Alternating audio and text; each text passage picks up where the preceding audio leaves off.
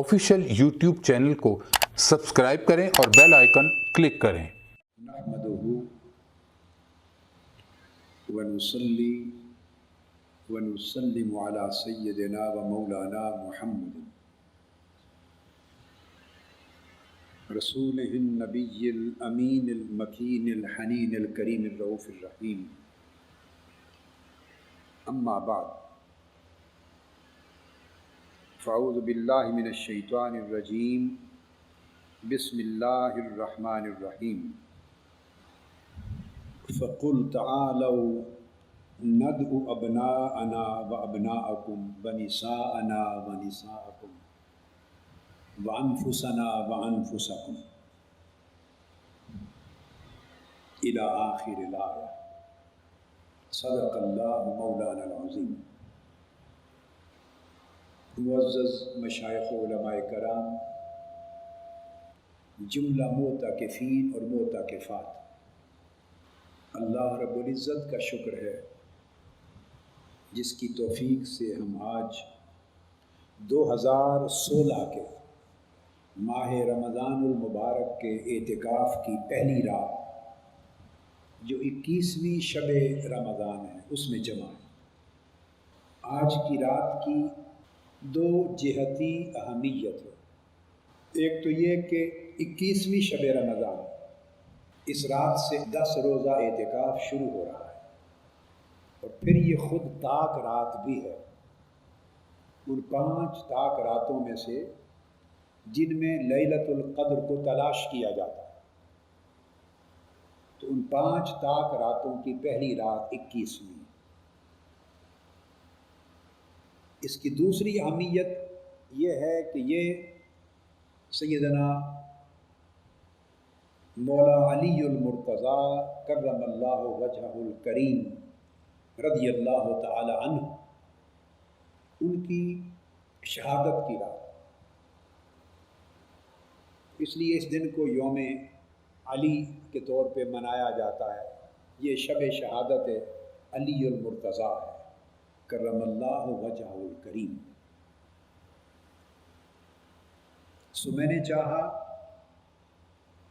کہ آج کی بابرکت رات کی مجلس منسوب کی جائے مولا کائنات رضی اللہ تعالی عنہ کے نام، اور آج کی رات ان کا ذکر کیا جائے۔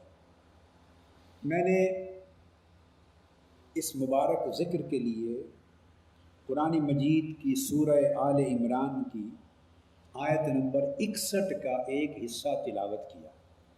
یہ واقعہ ہے جب مباہلہ کے لیے نجران سے مسیحی وفد آیا تھا، آقا علیہ الصلوۃ والسلام کے ساتھ دراصل مناظرہ کے لیے آیا تھا، جو بعد ازاں مباہلہ میں کنورٹ ہوا، اور وہ مباہلہ کے میدان میں قائم نہ رہ سکے، مگر اس موقع پر یہ آیت کریمہ اتری۔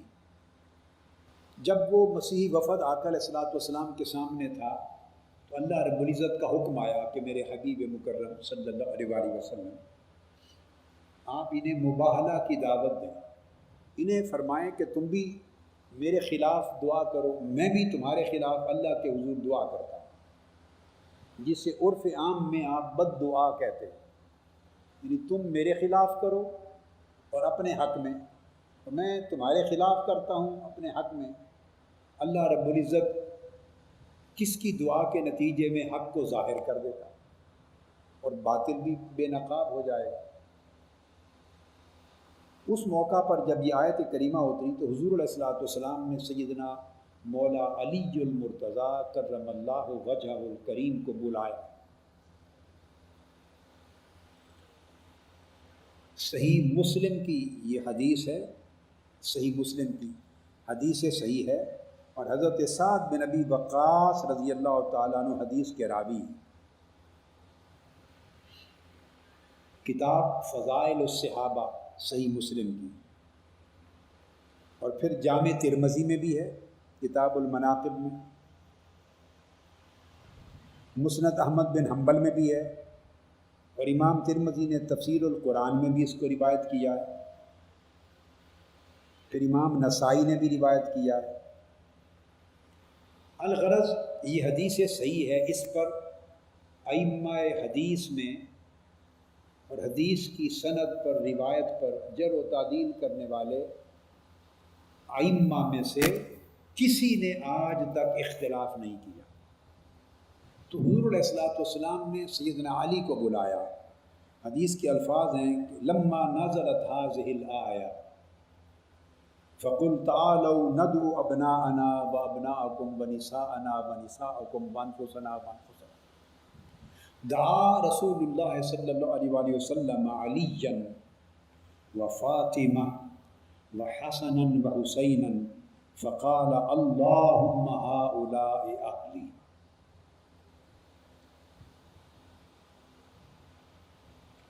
اس مباہلہ کے لیے آقا علیہ السلام نے حضرت علی کو بلایا، سیدہ کائنات حضرت سیدہ فاطمہ الزہراء رضی اللہ تعالی عنہا صلوات اللہ علیہا ان کو بلایا، اور حسنین کریمین رضی اللہ تعالی عنہما علیہم السلام ان شہزادوں کو بلایا، امام حسن امام حسین کو، وہ چھوٹے عمر میں تھے، اور اپنے ساتھ لے کے چلے اور فرمایا اے اللہ یہ میری اہل بیت، یہ میرا کل اثاثہ ہے، یہ میرے گھر کا سارا سرمایہ ہے، یہ مقدس نفوس ہیں جنہیں اس مباہلے میں اپنے ساتھ پیش کر رہا۔ اور آیات یہ ہیں، قرآن مجید کی آیت کریمہ کے الفاظ یہ ہیں، اور یہ اللہ رب العزت نے حکم فرمایا تھا۔ اب یہ بات اہم ہے، حکم اللہ رب العزت کا ہے، آیت قرآنی ہے، حکم اللہ رب العزت کا ہے، اور اس حکم الہی کی تفسیر حضور علیہ السلام نے کی ہے۔ حکم قرآنی ہے اور مفسر حکم الہی کے رسول پاک صلی اللہ علیہ وسلم خود ہے۔ اللہ پاک نے فرمایا تھا میرے حبیب ان سے فرما دیں بلا لو، اور ان کو کہو کہ تم بھی بلا لو، ہم بھی بلاتے ہیں اور تم بھی بلا لو اپنے بیٹوں کو، ہم اپنے بیٹوں کو بلاتے ہیں، تم اپنے بیٹوں کو بلا لو، ہم اپنی بیویوں کو، مقدس بیویوں کو بلاتے ہیں، تم اپنی بیویوں کو بلا لو، اور ہم اپنی جانوں کو بلاتے ہیں، تم اپنی جان کو بلا لو، اپنی جانوں کو بلا لو، پھر مباہلہ کرو۔ اللہ رب العزت نے یہ حکم فرمایا تھا۔ اس کی تفسیر حضور علیہ السلام نے یوں کی، اللہ پاک نے فرمایا تھا انفسنا و انفسکم، ہماری جان، جانیں اور تمہاری جانیں آمنے سامنے آ جائیں دعا کے لیے۔ اور اللہ کے اس حکم کی تعبیر اور تفسیر آقا علیہ السلام نے یہ کی کہ انفسنا و انفسکم کے تحت خود سب سے آگے تھے، ساتھ حضرت علی شیر خدا کو بلا لیا۔ تو حضور علیہ السلام نے قرآن مجید کے اس حکم کے تحت کہ ہماری جانیں، تو اپنی جانوں میں اپنی جان اور سیدنا علی المرتضیٰ کی جان شامل کر دی اپنے ساتھ، یہ مرتبہ عطا فرمایا ہے۔ قرآن مجید نے کہا تھا ابناءنا و ابناءکم، ہم اپنے بیٹوں کو بلاتے ہیں، تم اپنے بیٹوں کو بلا لو، تو آپ نے حسن اور حسین علیہم السلام کو بلا لیا، تم اپنے بیٹوں کو لے آؤ، تو آپ نے دو شہزادے پیش کیے، اپنی جانوں کے حکم الہی میں اپنا نفس مقدس اور سیدنا علی کا نفس مقدس پیش کیا، بیٹوں کے نام پر حسن اور حسین دونوں شہزادے پیش کیے، نساءنا و نساءکم، اپنی مقدس پاک بیویوں کو ہم بھی بلاتے ہیں، تم بھی بلا لو، اور پاک بیویوں کے عنوان سے سیدہ کائنات فاطمہ الزہراء کو پیش کیا۔ یہاں دو لطیف نکتے توجہ طلب ہے۔ ابناءنا جب کہا ہم اپنے بیٹوں کو بلاتے ہیں تو ان میں حسن اور حسین دونوں شامل کر دیے، تو بات سمجھ میں آ گئی ابناءنا۔ فرمایا ہم اپنے نفوس کو، اپنی جانوں کو پیش کرتے ہیں مباہلہ کے لیے، اور اس میں آقا علیہ السلام نے اپنی ذات اقدس کو ساتھ سیدنا علی المرتضیٰ کو پیش کر دیا، یہ عظمت اور مرتبت عطا فرما دی اور یہ منزلت عطا فرما دی عظیم۔ یہ بات بھی سمجھ میں آ گئی۔ اب اگلا لطیف نکتہ یہ ہے کہ اسی طرح تیسرا حکم بھی جمع کے صیغہ میں تھا، فرمایا نساءنا و نساءکم، ہم اپنی عورتوں کو بلاتے ہیں، بیویوں کو، مقدس بیویوں کو، تم بھی اپنی بیویوں کو بلا لو جو تمہارے ہاں مقدس و محترم ہے۔ جب بیویوں کا فرمایا تو آقا علیہ السلام نے جیسے تھی ہماری جانیں، ہمارے بیٹے، جانوں میں بھی دو تھے، بیٹوں میں بھی دو تھے، جب فرمایا بیویوں کو بلاتے ہیں تو یہاں بھی جمع کا صیغہ تھا، مگر تنہا سیدہ فاطمہ الزہرا کو بلایا، یعنی تنہا ان کے ایک وجود میں جمع کا صیغہ استعمال کر دیا، ایک وجود پر،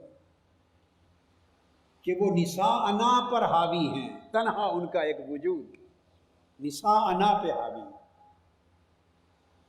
اس لیے کہ آگے آقا علیہ السلام کی ساری نسل، اب اس کی حکمت اور راز کیا ہے؟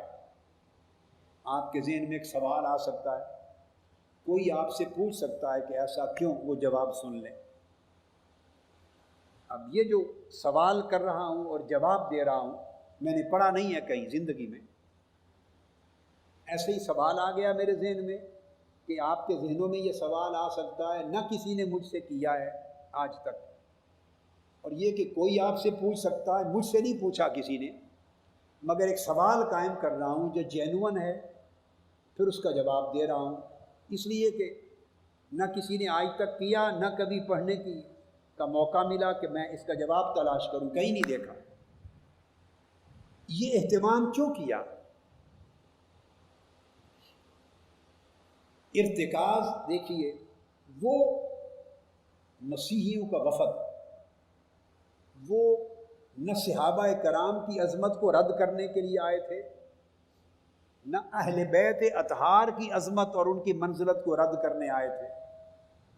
ان کی لڑائی نہ صحابہ کرام سے تھی، نہ اہل بیت اطہار سے تھی، وہ آئے تھے رد کرنے کے لیے نبوت و رسالت محمدی کو صلی اللہ علیہ وآلہ وسلم۔ یہ سوال خود قائم کیا ہے اور اس کا جواب دے رہا ہوں آپ کے لیے۔ وہ آئے تھے اسلام کی حقانیت کو چیلنج کرنے،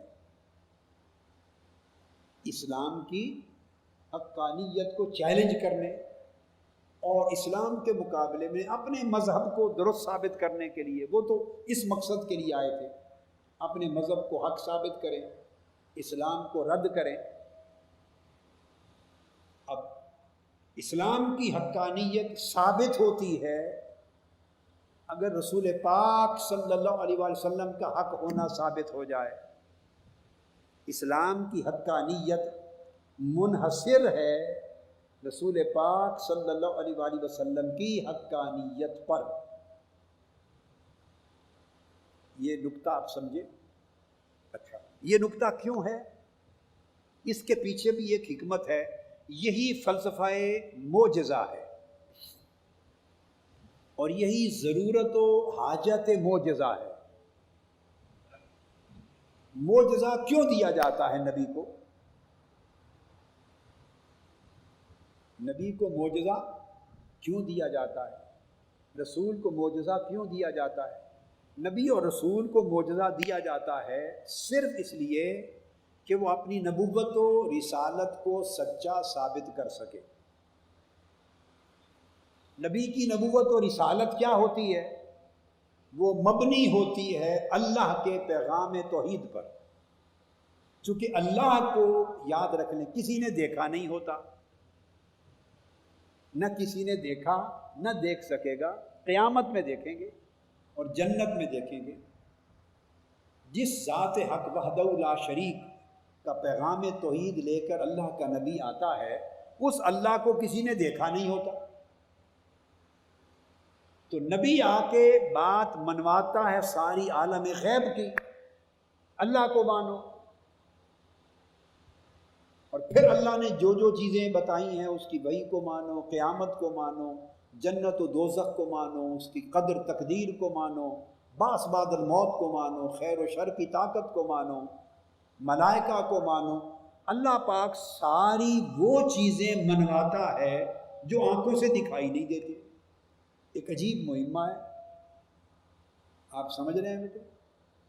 اللہ پاک ان چیزوں کو منواتا ہے جو دکھائی نہیں دیتی،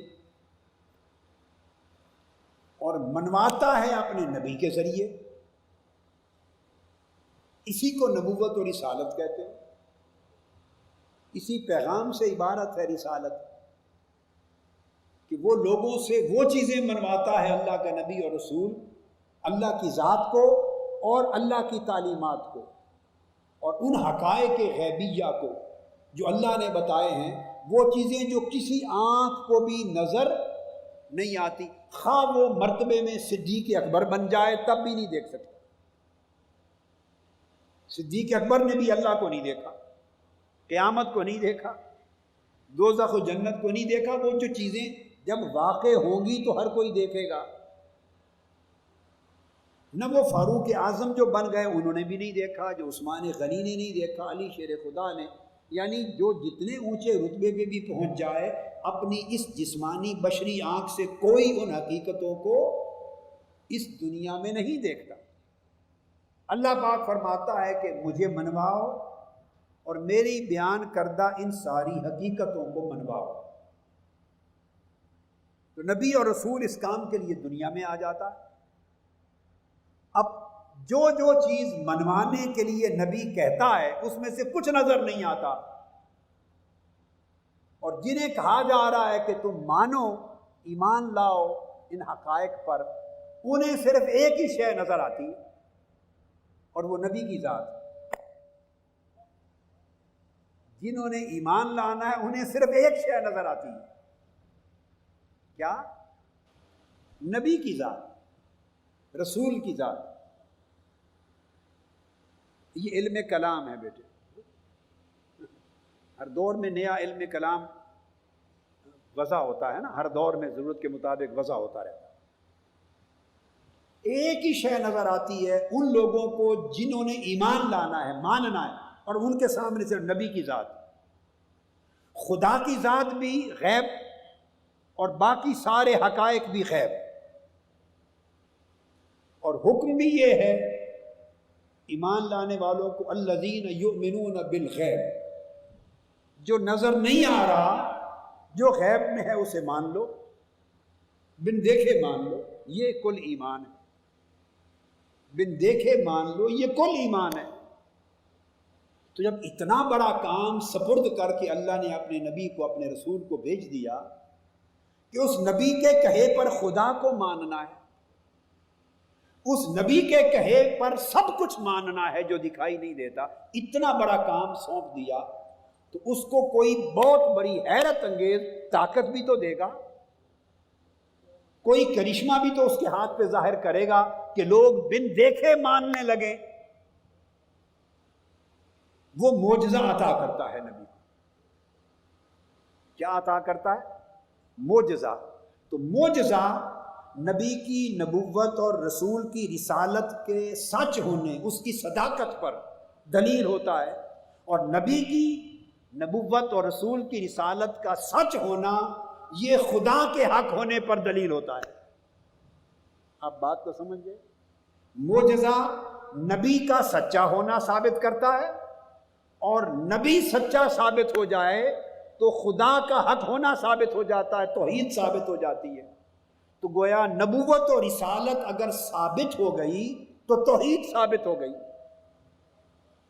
اگر نبوت اور رسالت ثابت نہ ہو سکی، اس کا ثبوت کمزور رہ گیا، تو توحید کی کوئی دلیل قائم نہیں رہ سکے گی، سب دلیلوں کے قدم اکھڑ جائیں گے۔ تو سارا توحید کا نظام اور دلائل نبی کی ذات کے سہارے کھڑا ہے۔ آپ بات کو سمجھیں؟ توحید کا سارا نظام، ایمان کا سارا نظام نبی کے وجود پر کھڑا ہے۔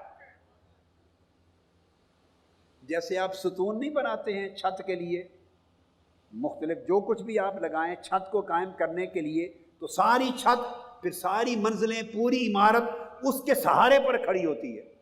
لہذا ایمان کی ساری عمارت نبی اور رسول کی نبوت اور رسالت کے سہارے کھڑی ہے، نبی کی صداقت پر کھڑی۔ اب چونکہ سارا انحصار نبی کی ذات پر ہے، لہذا اللہ پاک نبی کو رسول کو معجزہ دیتا ہے، معجزہ عطا کرتا ہے۔ تو معجزے دیکھ کر نہ ماننے والے مان جاتے ہیں، وہ کہتے ہیں کہ اگر یہ چیز ان کے ہاتھ پہ ثابت ہو گئی جو ممکن ہی نہ تھا، تو پھر جو یہ فرما رہا ہے وہ بن دیکھے مان لو۔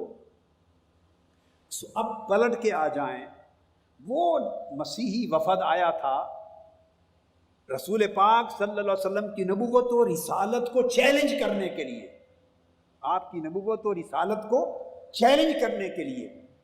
اگر آپ کی نبوت و رسالت چیلنج ہو جائے اور اس کی حقانیت اور صداقت ثابت نہ ہو سکے تو پھر نظام توحید اور اسلام اس کو الگ سے رد کرنے کی کسی اور کوشش کی ضرورت نہیں، وہ عمارت خود بخود منہدم ہو جاتی ہے۔ ایمان کی عمارت، اسلام کے عقیدہ کی عمارت، توحید کی عمارت منہدم ہو جاتی ہے اگر نبوت اور رسالت کو چیلنج کر دیا جائے اور اس کا ثبوت نہ ہو سکے، معاذ اللہ۔ انہوں نے تو چیلنج حضور کی ذات کو کیا، انہیں غرض کسی اور طبقے سے نہ تھی۔ جب حضور کی ذات کو چیلنج کیا تو چاہیے تو یہ تھا، اور یہ بھی کافی تھا، یہ کوئی کم نہ تھا۔ اللہ پاک فرماتا میرے محبوب ان سے مباہلہ کرو، انہیں کہو کہ تم بھی میرے خلاف بد دعا کرو اور میں بھی تمہارے خلاف ہاتھ اٹھاتا ہوں، کافی تھا۔ اللہ حکم دیتا محبوب آپ نکلیں، انہیں کہیں تم بھی آ جاؤ، اور دونوں ایک دوسرے کے خلاف دعا کرتے ہیں اور نتیجہ دیکھتے ہیں۔ تو کیا آقا علیہ السلام کا ہاتھ اٹھانا کم تھا؟ بولیے بولیے، کوئی کم تھا یا کوئی کمی تھی جس کو پورا کرنے کے لیے باقی نفوس جمع کیے گئے؟ اگر یہ سوچا بھی تو کافر ہو جائیں گے۔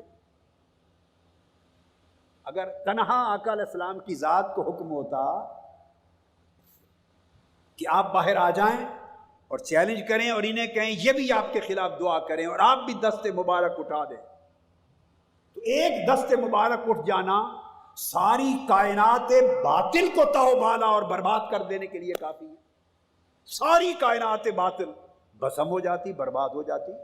آقا علیہ السلام کے بعد آپ کو کسی اور کو ساتھ ملانے کی ضرورت و حاجت نہیں۔ جب یہ ہمیں بھی معلوم ہے اور اللہ کو بھی معلوم ہے، جو بات ہمیں سمجھ میں آ رہی ہے تو اللہ کو معلوم نہیں ہے، اللہ کو بھی معلوم ہے کہ اگر ان کے ساتھ مباہلہ ہی کرنا ہے تو تنہا میرے مصطفیٰ کے ہاتھ کافی ہیں۔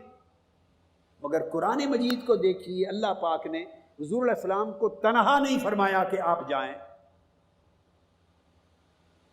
تنہا نہیں فرمایا کہ آپ جائیں، فرمایا آپ بھی جائیں اور ایک نفس اپنے ساتھ اس کو بھی انف و ثنا میں لے جائیں جس نفس میں آپ کی جھلک نظر آئے، پھر اپنی صاحبزادی بھی ایسی لے جائیں جس میں ساری نسل کے فیوزات، برکات اور درجات کی جھلک نظر آئے، اپنے شہزادے بھی ایسے لے جائیں جس میں قیامت تک آپ کی پوری نسل کی جھلک نظر آئے، جو ساری خوبیاں، ساری عظمتیں، ساری نعمتیں، ساری برکتیں، ساری سعادتیں، سارے فضائل، سارے مناقب ان کا مرقع ہو، ان کا مجمع ہو، ان کا پیکر ہو۔ آقا علیہ السلام نے اللہ کے حکم کی تعبیر کر کے ان کو چنا اور ساتھ لے دیا۔ یہ اس بات کی طرف اشارہ تھا کہ یہ علی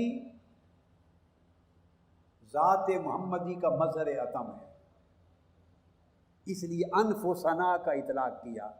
جیسے ہم اپنی جانیں لاتے ہیں، جو میری ذات اور میری جان ہے انہی کی صفات کی جھلک میرے علی میں ہے، میرے وجود کا تسلسل آگے، میری نسل کا تسلسل، چونکہ فاطمۃ الزہرا آقا علیہ السلام کی نسل حضور سے چلی، تو حضرت علی اور سیدہ کائنات یہ دونوں آقا علیہ السلام کی نسل اور آل کی بقا کا ذریعہ بنے، ان دونوں کو جمع کر لیا۔ پھر آگے پوری نسل جو کائنات تک چلی وہ حسن اور حسین دو وجود ذریعہ بنے ان کو ساتھ ملا لیا۔ تو اشارہ یہ تھا کہ یہ ساری میں اور میری آل ہے، میں اور میری آل ہے۔ تو سب سے زیادہ فیوزات محمدی کی مظہریت تامہ آقا علیہ السلام کی ان نفوس قدسیہ کو عطا ہوئی۔ اور پھر فرمایا اللہم ہؤلاء اہلی، یہ میری اہل بیت۔ اس کے کہہ دینے کا مطلب دوسروں سے اہل بیت ہونے کی نفی نہیں ہوتی، یہ تو ایک مقام ہے، یہ ایک مقام ہے کہ یہ اس بلند مرتبے پر ہیں، اس بلند مرتبے پر ہیں۔ اب یہ جو حدیث ہے اسے امام مسلم نے بھی روایت کیا، امام احمد بن حنبل نے بھی روایت کیا، امام ترمذی بھی نے روایت کیا، امام نسائی نے بھی روایت کیا، طبرانی نے بھی عبداللہ بن عمر سے روایت کیا، ابن ابی لیلہ سے، عمران بن حسین سے، اور عبداللہ بن عباس سے، بزار نے، اور بہت سے ائمہ حدیث نے اپنے اپنے طرق سے روایت کیا حدیث صحیح۔ یہ تو میں نے پہلی ایک حدیث قرآن مجید کی تفسیر میں کہ آقا علیہ السلام کے نفس اطہر کا عکس کامل مولا علی شیر خدا کو قرار دیا، انفسنا کے ٹائٹل میں داخل کیا۔ پھر اسی طرح صحیح مسلم کی ایک اور حدیث ہے، صحیح مسلم کی زید بن ارقم رضی اللہ تعالیٰ عنہ روایت کرتے۔ یہاں پر ایک بات میں بتانا چاہتا ہوں جس وجہ سے آج کا مضمون میں نے رات کی مناسبت بھی تھی اور ایک ماحول کی مناسبت بھی اس مضمون کا انتخاب کیا، وہ یہ کہ ہمارے ملک میں ایک عرصے سے خارجیت نے زور پکڑا ہے، اور خارجیت کے زور پکڑنے سے دہشت گردی وجود میں آئی ہے۔ خارجیت اور دہشت گردی یہ ایک ہی سکے کے دو رخ ہیں، ایک ہی حقیقت کے دو نام ہیں۔ اس لیے دہشت گردی کے فتنوں کو میں نے فتنہ خوارج کا نام دیا۔ تو جب سے دہشت گردی عام ہوئی ہے، اور دہشت گردی کے پیچھے انتہا پسندی ہے، انتہا پسندی اور دہشت گردی نے دو چیزوں پہ اثر ڈالا ہے، یاد رکھ لیں۔ ہمارا امن تو تباہ کیا ہے ملک کا، وہ تو الگ میٹر ہے، مگر جو اثر ڈالا ہے ہماری نوجوان نسل، بلکہ ہماری موجودہ نسل اور اگلی نسلوں کے سیاسی نظریے میں تبدیلی کی ہے۔ اس خارجی فتنے نے اور خارجی فکر نے، خوارج کے فکر نے ہماری پاکستان کی اور امت مسلمہ کی، عرب و عجم کی جو سیاسی نظریہ ہے اس میں تبدیلی کی ہے۔ تصور جہاد میں، تصور شہادت میں، تصور اعتدال کو ختم کیا ہے، اعتدال کی جگہ انتہا پسندی ڈالی ہے۔ الغرض سیاسی نظریہ، میں مختصر سی بات کر دی، تفصیل میں نہیں جا رہا ہوں، اس کو بدل دیا ہے۔ اور یاد رکھیں کہ صرف سیاسی نظریہ پر ہی اثر انداز نہیں ہوئی دہشت گردی، عقیدہ پر بھی اثر انداز ہوئی۔ تو سیاسی نظریے پر اثر انداز ہو کر دہشت گرد بنا دیا ہے خارجی فکر نے، خارجی سوچ نے، اور وہ گولہ بارود لے کر انسانیت کے قتل کی طرف آ گئے، سیاسی فکر کی تبدیلی نے، نظریے کی تبدیلی نے۔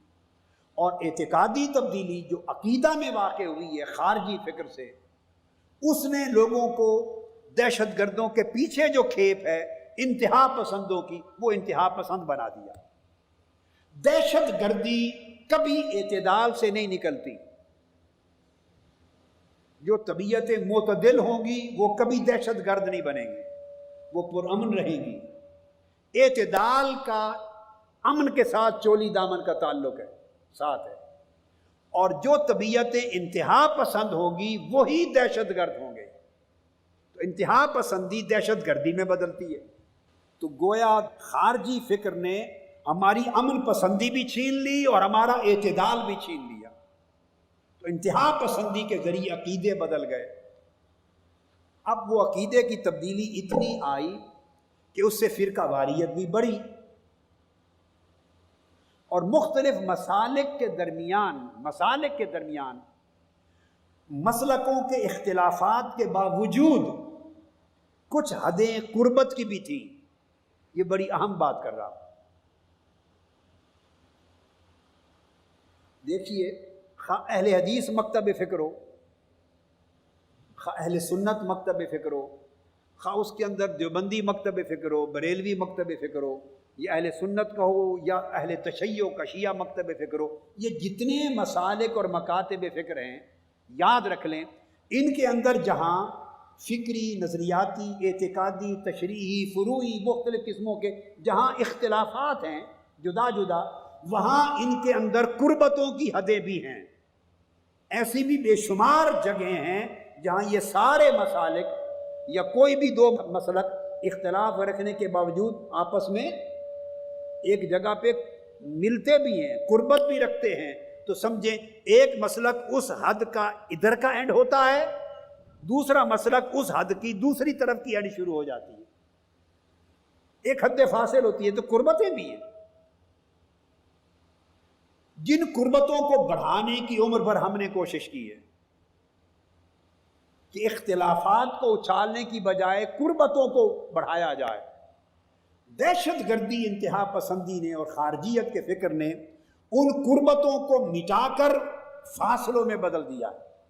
وہ جو قربتیں تھیں مختلف مسالک کے مابین، کئی احکام پر، کئی مسائل پر، کئی اعتقادی تشریحات پر، کئی فروعات پر، کئی اصولوں پر، کئی نظریات پر جو قربتیں تھیں، ہم آہنگی کے امکانات تھے جہاں، وہ سارے مٹا دیے اور فاصلے بڑھا دیے اور ان کی جگہ نفرتوں کو بھر دیا ہے، جس کی وجہ سے اب مسلک ایک دوسرے کو کافر سمجھتے ہیں اور سب فرقے ایک دوسرے کو کافر سمجھتے ہیں اور تکفیری فتنے کے تحت ایک دوسرے کے واجب القتل سمجھتے ہیں، قتل کرنا جائز سمجھتے ہیں، پھر آگے بڑھ کے قتل کرنا واجب سمجھتے ہیں۔ اس طرح انسان کا خون حلال ہوتا چلا جا رہا ہے اور خون خرابے کی راہ ہموار ہو رہی ہے۔ یہ نقطہ بین المسالک اہل سنت اور اہل تشیع دونوں کے درمیان قربت کی حد تھی، قربت کا نقطہ تھا، ایک حد تھی جہاں دونوں مسلک ملتے تھے، وہ محبت اہل بیت تھی، محبت اہل بیت، محبت قرابت رسول، آقا علیہ السلام کی قرابت کی محبت، مودت، اہل بیت کی محبت، آل رسول کی محبت، یہاں سارے مسلک اس نقطے پر ملتے تھے، اس نقطے پر سارے مسلک بولیے ملتے تھے۔ میں ایک آسان سی مثال دوں، ہم خلفائے راشدین کو مانتے ہیں، اہل سنت چاروں خلفائے راشدین کو مانتے ہیں نا جی، اہل حدیث بھی مانتے ہیں، اہل سنت بھی مانتے ہیں، بریلوی بھی مانتے ہیں، دیوبندی بھی مانتے ہیں، یہ طبقات اس طرف کے سارے چاروں کو مانتے ہیں، ٹھیک ہو گیا۔ اب اہل تشیع کی طرف آ جائیں، وہ خلافت راشدہ کا وہ تصور نہیں مانتے جو ہم اہل سنت کے ہاں ہیں، اس معنی میں وہ چاروں کو نہیں مانتے، تو تین کی نفی کر دیتے ہیں، تو آخر ایک کو مانتے ہیں۔ اب بھول جائیں وہ ان کو پہلا کہتے ہیں یا چوتھا کہا جائے، اس کو بھول جائیں، تو چار حق ہیں خلفائے راشدین، وہ تین کو نہیں مانتے، ہم چاروں کو مانتے ہیں، اور ادھر کے سارے مسالک چاروں کو مانتے ہیں، تو سارے مسالک اہل سنت، اہل حدیث، دیوبندی، بریلوی اور اہل تشیع شیعہ، ساروں کے درمیان ان چاروں میں ایک نقطہ جس کو سب مانتے ہیں، وہ کون ہوا؟ بولیے، جس کو سارے مانتے ہیں دونوں طرف والے، وہ کون ہوا؟ وہ مولا علی المرتضیٰ۔ تو علی شیر خدا شیعوں کے تو نہیں ہیں، مولا علی المرتضیٰ شیعوں کے تو نہیں ہیں، یہ خالی سنیوں کے بھی نہیں ہیں، وہ تو سنیوں کے بھی ہیں اور شیعوں کے بھی ہیں، چونکہ خلفائے راشدین میں سے ہیں، وہ تو دیوبندیوں کے بھی ہیں، وہ بریلویوں کے بھی ہیں، وہ اہل سنت کے بھی ہیں، اہل حدیثوں کے بھی ہیں۔ جو خلافت راشدہ کو ماننے والا ہے وہ مولا علی المرتضیٰ کا تو انکار نہیں کر سکتا، یہ بات درست ہے نا، وہ خلیفہ راشد ہیں، خلیفہ حق ہیں، تو گویا ایک نقطہ وحدت ہو گیا۔ باقی ہمارے ہاں وحدت ہے چاروں، اہل سنت اور اہل تشیع کے درمیان تین پر ان کا اتفاق نہیں، ایک پر سب کا اتفاق ہے۔ اس کو کہتے ہیں کہ کوئی ایک حد قربت کی آ گئی نا۔ اب فتنہ خوارج نے کیا، ہم چاروں پر قائم ہیں، ہم تو چاروں کے حق ہونے پر قائم ہیں، مگر میں آپ کو بتا رہا تھا جہاں اختلافات ہوتے ہیں مسالک میں، طبقات میں، ان کے مابین بھی کوئی نقطہ وجہ اتفاق ہوتا ہے۔ تو اہل بیت اطہار کی محبت چونکہ تمام طبقات میں مشترک تھی، تمام مسالک میں مشترک تھی، لہذا وہ 1400 سال سے مولا علی المرتضیٰ ہوں، سیدہ کائنات ہوں، حسنین کریمین ہوں، اور آف کورس ازواج مطہرات بھی اہل بیت میں ہیں، لیکن چونکہ بات اس وقت ان کی ہو رہی ہے تو چونکہ سیدنا علی المرتضیٰ اور سیدہ کائنات حسنین کریمین یہ نفوس قدسیہ اہل بیت میں اطہار میں ہونے کے باعث چونکہ تمام طبقات کے اندر ان پر عقیدہ متفق تھا، مشترک تھا، سارے عقیدہ کا متفقہ پوائنٹ تھا، مشترکہ تھا، خوارج نے کیا کیا کہ انہوں نے انتہا پسندی کی دراڑ ڈال کر اس قربت کو بھی ختم کر دیا، اور جو حضرت علی کا نام لے، ان کے مناقب کا بیان کرے، اہل بیت کی بات کرے، سیدہ کائنات کی بات کرے، حسنین کریمین کی بات کرے، اس کو شیعہ بنا دیا۔ یہ ایک فتنہ ڈالا امت میں، فتنہ۔ جو علی کی بات کرے، جو فاطمہ کی بات کرے، جو حسن حسین کی بات کرے رضوان اللہ تعالی علیہ مجمعین، سیدھا ایک شرانگیزی کر دی، کہہ دو کہ یہ تو شیعہ ہے۔ گویا اہل بیت اطہار کو اٹھا کر اہل سنت سے بالواسطہ انڈائریکٹلی نکال کے صرف اہل تشیع کے خانے میں ڈال دیا اور خود لا تعلقی کر دیا اہل بیت اطہار سے۔ یہ جو فکر ہے لا تعلقی کا اہل بیت اطہار سے، یہ ایمان نہیں ہے، اسلام نہیں ہے، یہ خوارج کا فتنہ ہے، یہ خارجی عقیدہ ہے۔ اس سے دہشت گردی، انتہا پسندی کی راہ نکلتی ہے۔ اب مولا علی المرتضیٰ کا مقام ہمارے ایمان میں کیا ہے، سیدہ کائنات کا مقام ایمان میں کیا، اہل بیت اطہار کا کیا ہے، میں آپ کو حدیث سے صحیح سنا دیتا ہوں، حدیث سے صحیح۔ اب وہ تو نہ سنیوں نے بنائی ہے، نہ شیعوں نے بنائی ہے، نہ کسی مکتب فکر نے بنائی ہے، وہ تو صحیح مسلم کی حدیث ہے، سنا رہا ہوں آپ کو۔ کیا؟ صحیح مسلم کی۔ زید بن ارقم رضی اللہ تعالیٰ عنہ راوی ہیں، آقا علیہ الصلوۃ والسلام مکہ معظمہ سے مدینہ کی طرف تشریف لا رہے ہیں حجۃ الوداع کے بعد۔ جب مدینہ طیبہ کے پاس پہنچے، غدیر خم ایک مقام ہے، جب قریب پہنچے تو آقا علیہ السلام نے فرمایا، تمام صحابہ کرام کو جمع کیا۔ اب حدیث کو غور سے سنیں، اور میں متوجہ کر رہا ہوں ان علماء کو، اہل سنت علماء کو، اور ان دینی لوگوں کو، اور ان نوجوانوں کو، اور ان مذہبی ذہن رکھنے والے لوگوں کو کہ توجہ سے سنیں کتنا بڑا فتنہ خوارج ہمارے عقیدے میں داخل کر دیا گیا ہے۔ ہمیں اپنی اصلاح کرنی چاہیے اور پلٹ کر اصل عقیدے پر آنا چاہیے، اصل عقیدے پر۔ اب یہ صحیح مسلم کی حدیث ہے اور فرمان ہے رسول پاک صلی اللہ علیہ وآلہ وسلم۔ صحیح مسلم کی اس لیے منتخب کی ہے کہ اس کی صحت پر کسی کو شک نہ رہے، کوئی یہ نہ کہے کہ صحیح نہیں ہے، وہ حدیث صحیح ہے۔ تو آقا علیہ السلام نے صحابہ کرام کو جمع کیا، فرمایا الا ایھا الناس، اے تمام لوگوں آ جاؤ، فانما انا بشر یوشک ان یاتی رسول ربی فاجیب، آؤ جمع ہو جاؤ، میں ایک انسان ہوں، ممکن ہے اب کسی وقت اللہ کا بھیجا ہوا فرشتہ آ جائے اور میں لبیک کہتے ہوئے اللہ کی بارگاہ میں پیش ہو جاؤں، یعنی میری دنیا سے رخصتی کا وقت آ رہا ہے۔ اشارہ دے دیا آقا علیہ السلام نے، فرمایا انا تارک فیکم ثقلین، میں تمہارے اندر دو بڑی عظیم چیزیں چھوڑے جا رہا ہوں، دو بڑی، اس بات کو ذہن نشین کر لیں، یہ بات کوئی مسلکی بات نہیں ہے، فرقہ وارانہ بات نہیں ہے، کسی مکتب فکر کی بات نہیں ہے، ہماری اہل سنت کی صحیحین میں حدیث کی سب سے بڑی دو معتبر کتابوں کی حدیث صحیح ہے، اور اس پر آج تک 1200 سال 1100 سال میں اہل سنت ائمہ حدیث میں سے کسی نے نقد نہیں کیا، اعتراض نہیں کیا۔ ہمارے ہاں اس پر عقیدہ ہے، یہ اہل سنت کا عقیدہ ہے۔ آقا علیہ السلام نے فرمایا میں تمہارے اندر دو بڑی عظیم چیزیں چھوڑے جا رہا ہوں. اولہما کتاب اللہ، سب سے پہلی چیز اللہ کی کتاب قرآن. فیہ الہدی والنور، اس قرآن میں ہدایت بھی ہے اور نور ربانی بھی ہے. فخذوا بکتاب اللہ، پہلا حکم یہ دیتا ہوں واستمسکوا بہ، اللہ کی کتاب کو پکڑ لو اور مضبوطی سے قرآن کے دامن کو تھام لو، قرآن کو تھام لو. واستمسکوا بہ، قرآن کو تھام لو. فحث علی کتاب اللہ ورغب فیہ، پھر قرآن مجید کی تاکید کی آقا علیہ السلام نے اور بڑی سخت تاکید فرمائی کہ اس کو اپنا لو، قرآن سے دوری اختیار نہ کرو.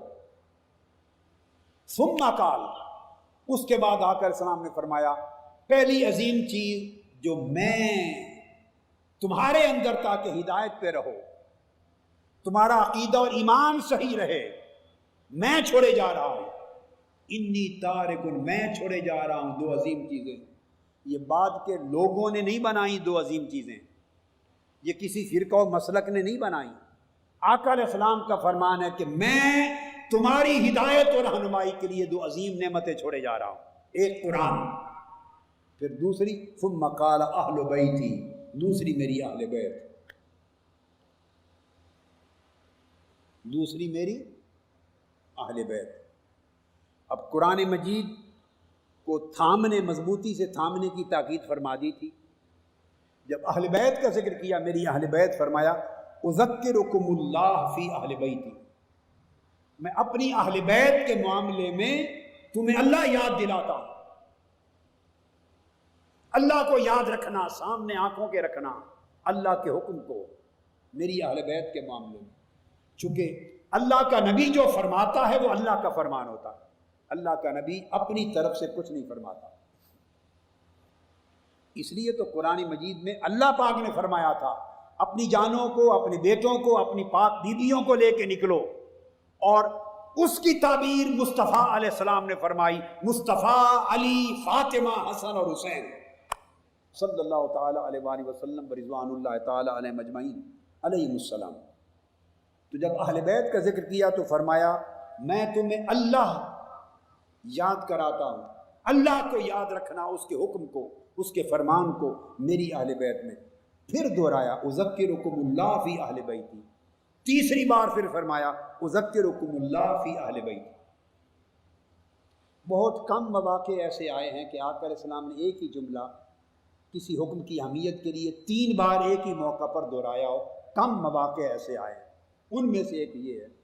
اس کا مطلب ہے آقا علیہ السلام ملاحظہ فرما رہے تھے، چشمان مقدس دیکھ رہے تھے کہ میری اہل بیت کے معاملے میں ایسے فتنے اٹھیں گے کہ لوگوں کو دور کر دیا جائے گا میری اہل بیت کی محبت اور مودت سے. اس لیے میری اہل بیت کے ساتھ محبت اور مودت قائم رکھنے کے لیے درمیان میں اللہ کو ضامن بنا دیا. اذکرکم اللہ، اللہ کو سامنے رکھنا. مطلب یہ تھا کہ یہ اللہ کا حکم ہے. یہ حدیث پاک ذہن میں رکھ لیں. پھر بخاری اور مسلم کی دونوں کی حدیث سناتا ہوں، صحیح ہیں ان کی، بخاری اور مسلم کی. اہل بیت کا مقام یہ ہے، اہل بیت کا، کہ حضرت ابو حمید الساعدی رضی اللہ تعالیٰ عنہ راوی ہیں. بخاری شریف اور مسلم شریف دونوں متفق علیہ حدیث. صحابہ کرام نے پوچھا یا رسول اللہ کیف نصلی علیک، ہم آپ پر درود کیسے بھیجا کریں. یہ صحیح بخاری مسلم کی متفق علیہ روایت. آقا علیہ السلام نے فرمایا فقال رسول اللہ صلی اللہ علیہ وسلم قولوا اللہم صلی علی محمد وازواجہ وذریتہ کما صلیت علی آل ابراہیم وبارک علی محمد وازواجہ وذریتہ کما بارکت علی آل ابراہیم انک حمید مجید. نام لیے 3، فرمایا درود یہ ہے، اور یہ درود کہ درود پڑھو میری ذات پر، اے اللہ درود بھیج محمد صلی اللہ علیہ وسلم کی ذات پاک پر، اور ان کی ازواج مطہرات پر اور ان کی ذریت پر، ان کی آل اولاد اور نسل پر حسنین کریمین سید فاطمہ الزہرا اور حسنین کریمین پوری آل پر۔ اور ابو داؤد کی روایت ہے، سنن ابی داؤد کی، وہ حضرت ابو ہریرہ رضی اللہ تعالیٰ عنہ سے مروی ہے۔ اس میں آقا علیہ السلام نے فرمایا، آقا نے فرمایا اللہم صلی علی محمد و ازواجہ امہات المؤمنین و ذریتہ و اہل بیتہ کما صلیت علی ابراہیم آل ابراہیم انک حمید مجید۔ یا اور توضیح ہے، فرمایا کہ درود بھیجو، اے اللہ درود بھیج محمد پر صلی اللہ تعالیٰ علیہ وآلہ وسلم، پھر حضور کی ازواج پر جو امہات المومنین ہیں۔ تو ازواج مطہرات امہات المومنین کا ذکر کر کے آقا علیہ السلام کے بعد پھر فرمایا وذریتہ و اہل بیتہ، اور حضور کی ذریت نسل پر اور حضور کی اہل بیت پر۔ ازواج مطہرات کا ذکر الگ سے کر دیا، پھر ذریت و اہل بیت میں ارتکاز کیا مولا علی المرتضیٰ، سیدہ فاطمہ الزہرا اور حسنین کریمین، اور ان کو حضور کی اہل بیت قرار دیا۔ اب یہ درود کا حکم لفظ سن لیں۔ صحابہ نے پوچھا تھا کیف نصلی علیک، یہ بات یاد رکھیں، یا رسول اللہ آپ پر درود کیسے بھیجیں، ہمیں سکھا دے کہ آپ پر درود کیسے پڑھا جاتا ہے۔ تو آقا علیہ السلام، انہوں نے تو پوچھا تھا آپ پر کیسے بھیجیں، آقا علیہ السلام سکھا دیتے، کہو اللہم صلی علی محمد کما صلیت علی ابراہیم، یہ فرما دیتے تو حضور پر تو درود ہو جاتا۔ لیکن آقا علیہ السلام نے اپنے اوپر پڑھے جانے والے درود میں اپنی ذات سے اپنی اہل بیت کو جدا نہیں کیا، جس طرح قرآن مجید میں اللہ پاک نے حضور کی جان مبارک سے مولا علی کو، فاطمہ الزہرا کو اور حسن و حسین کو جدا نہیں کیا۔ جس طرح یہ چار تن آقا علیہ السلام کے تن مبارک کے ساتھ اللہ نے جوڑ دیے، اس طرح درود پاک میں حضور نے اپنی ذات پاک کے ساتھ ازواج مطہرات، اپنی ذریت اور اہل بیت کو جوڑ دیا۔ فرمایا اگر ان پر درود نہ پڑھو تو مجھے اپنا درود بھی قبول نہیں۔ اور جوڑ کر پھر یہ درود اللہ رب العزت نے نماز میں رکھ دیا۔ السلام علیک ایھا النبی الگ کہلوا دیا، اور درود کے مقام پر اللہم صلی علی محمد وعلی آل محمد، تو حضور کی آل اور اہل بیت پر درود کو نماز کا حصہ بنا دیا۔ تو اس کو نماز کا حصہ بنا دیا اور اس میں حضور کے ساتھ پیوست کر دیا۔ اب جو شخص ان کو حضور سے جدا کرنا چاہے اس کا ایمان ہی ختم ہوگا، ایمان کے ہوتے ہوئے ان کو جدا کوئی نہیں کر سکتا۔ ایمان کو خود سے جدا کر دے تو پھر اہل بیت کو مصطفیٰ سے جدا کر لے۔ یہ حدیث پاک کا اگلا حکم آ گیا۔ اسی طرح آقا علیہ السلام نے فرمایا، یہ بھی حدیث ہے اور یہ مسند احمد بن حنبل کی حدیث ہے، صحیح ہے۔ آقا علیہ السلام نے یہ الفاظ ارشاد فرمایا، اور یہ بھی حدیث ہے صحیح، احمد بن حنبل کی مسند میں، ترمذی میں، نسائی میں، ابن ماجہ میں۔ آقا علیہ السلام نے الفاظ فرمایا انی تارک فیکم، میں تم میں ایک ایسی چیز چھوڑے جا رہا ہوں، ما ان تمسکتم بہ لن تضلوا بعدی، اگر تم انہیں تھامے رکھو گے تو کبھی گمراہ نہیں ہوگے میرے بعد۔ فرمایا احدہما اعظم من الآخر، وہ دو چیزیں ایسی ہیں کہ ہر ایک چیز دوسرے سے زیادہ اہم ہے، دو میں سے ہر ایک دوسری سے اہم ہے۔ مطلب یہ کہ ان دو میں سے کسی ایک کو تھام کر ہدایت نہیں پا سکتے، دونوں کو لازماً اکٹھا رکھیں گے، جوڑ کے رکھیں گے تو ہدایت ملے گی۔ ایک کو دوسرے سے جدا کریں گے تو تنہا ایک شے ہدایت نہیں دے گی، تنہا دو میں سے ایک شے ہدایت نہیں دے گی، یہ فرمایا۔ اور پھر ذکر فرمایا آقا علیہ السلام نے، فرمایا پہلی چیز کتاب اللہ حبل ممدود من السماء الی الارض، پہلی چیز اللہ کی کتاب قرآن، اور دوسری چیز وَإِطْرَتِي اہل بیتی، میری اولاد، میری نسل عطرت اور میری اہل بیت۔ اور فرمایا دونوں کو اس لیے ذکر کیا وَلَن يَتَفَرَّقَا حَتَّى يَرِدَ عَلَيَّ الْحَوْض، اور یہ قرآن اور میری اہل بیت کبھی جدا نہیں ہوں گے، حتیٰ کہ قیامت کے دن حوض کوثر پر قرآن اور اہل بیت اکٹھے میرے پاس آئیں گے، یہ جدا نہیں ہو سکتے۔ فانظروا کیف تخلفونی فیہما، دیکھنا ان دونوں کے بارے میں میرے بعد تم کیا رویہ اختیار کرتے ہو، ان دونوں کے بارے میں کیا رویہ اختیار کرتے ہو۔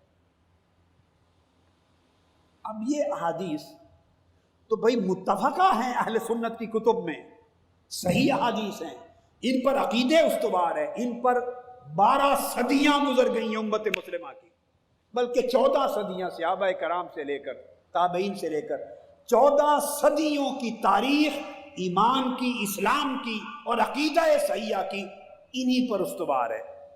آج آپ دیکھتے ہیں بہت سے لوگ جو چند سال پہلے تک اہل بیت کا ذکر محبت سے کرتے تھے، کئی علماء، اب ان کی زبان پر اہل بیت پاک کا ذکر آپ نہیں سنتے۔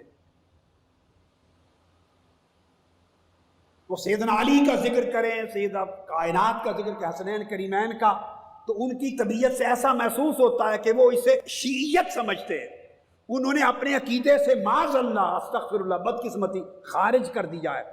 یہ خارجیت کا اثر ہو رہا ہے غیر محسوس طریقے سے، پتہ نہیں چل رہا، اور یہ نسل در نسل بڑھتا جا رہا ہے، نسل در نسل بڑھتا جا رہا ہے۔ اس فتنے کو روکنا ہے۔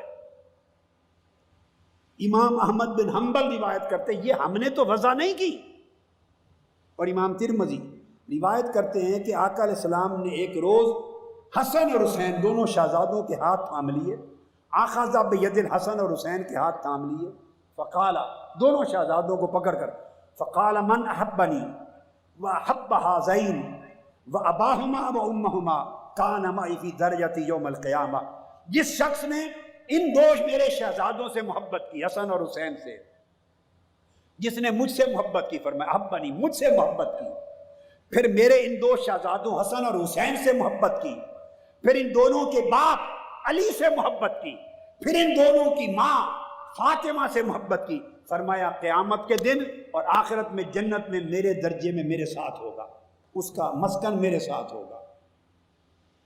اور اب صحیح مسلم کی ایک اور حدیث ہے، صحیح مسلم کی، جو کہ مولا علی المرتضیٰ کی رات ہے رضی اللہ عنہ، اس میں مولا علی المرتضیٰ روایت کرتے ہیں صحیح مسلم شریف کی حدیث، اور کتاب الایمان، کتاب الایمان، اور امام مسلم نے باب بنایا ہے، باب، وہ بھی غور سے سنیں، جس باب میں یہ حدیث لائے ہیں جو حدیث آگے آپ کو سنا رہا ہوں،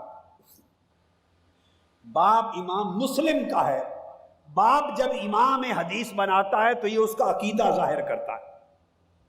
اب باب کا عنوان سنیں کیا ہے۔ اب اگر ہم میں سے کوئی لوگ اپنا عقیدہ بدل رہے ہیں تو پھر صحیح مسلم کو چھوڑ دیں، صحیح بخاری کو چھوڑ دیں، پھر قرآن کو چھوڑ دیں، دونوں چیزیں گڑبڑ نہیں کر سکتے۔ امام مسلم نے باب بنایا، باب الدلیل علی ان حب الانصار وعلی من الایمان۔ امام مسلم نے صحیح مسلم میں باب بنایا، باب اس چیز کی دلیل پر کہ انصار صحابہ سے محبت اور علی مرتضیٰ سے محبت یہ ایمان ہے، یہ ایمان کا حصہ ہے۔ اس طرح کا عنوان اوروں کے لیے نہیں بنایا، یہ امام مسلم کا عقیدہ بتا رہا ہے کہ حضرت علی سے محبت اور انصار صحابہ سے محبت ایمان کا حصہ ہے، یعنی اس کو عین ایمان کہا۔ کیوں کہ حدیث صحیح ہے، مولا علی المرتضیٰ فرماتے ہیں کہ اس رب کی قسم جس نے دانوں کو پھوڑا، نباتات اور پودوں کو اگایا اور زندگی میں نظام حیات تخلیق کیا، اس رب کی قسم، انہ لعہد النبی الامی الیہ، سیدنا علی نے فرمایا کہ آقا علیہ السلام نے میرے ساتھ یہ وعدہ فرمایا تھا، میرے ساتھ میرا ہاتھ پکڑ کے وعدہ فرمایا تھا کہ علی میں تم سے وعدہ کرتا ہوں، ضمانت دیتا ہوں، وعدہ کرتا ہوں، کیا؟ اللہ یحبنی الا مؤمن ولا یبغضنی الا منافق۔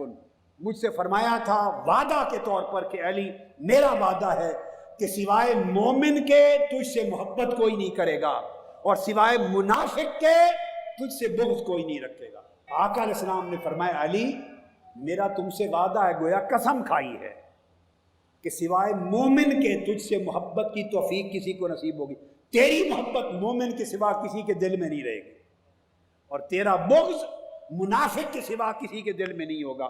جس کے دل میں تیرا بغض ہوگا، جو تیری محبت سے کترائے گا، تیری فضیلت سے کترائے گا، تیرا ذکر تیری شان بیان کرنے سے ذرا جھجکے گا، کترائے گا، پیچ و تاب کھائے گا، یہ علامت ہوگی کہ یہ شخص منافق ہو چکا ہے، اس کا ایمان رخصت ہو گیا ہے۔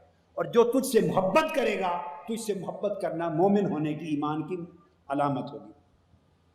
پھر جامع ترمذی میں ایک اور حدیث، اس کے الفاظ یہ ہے کہ مولا علی فرماتے ہیں رضی اللہ تعالیٰ کہ مجھے آقا علیہ السلام نے فرمایا انہو، یہ وعدہ تھا میرے ساتھ، انہو لا یحبک الا مؤمن ولا یبغضک الا منافق۔ اے علی تم سے مومن کے سوا محبت کوئی نہیں کرے گا، اور تم سے منافق کے سوا بغض کوئی نہیں رکھے گا۔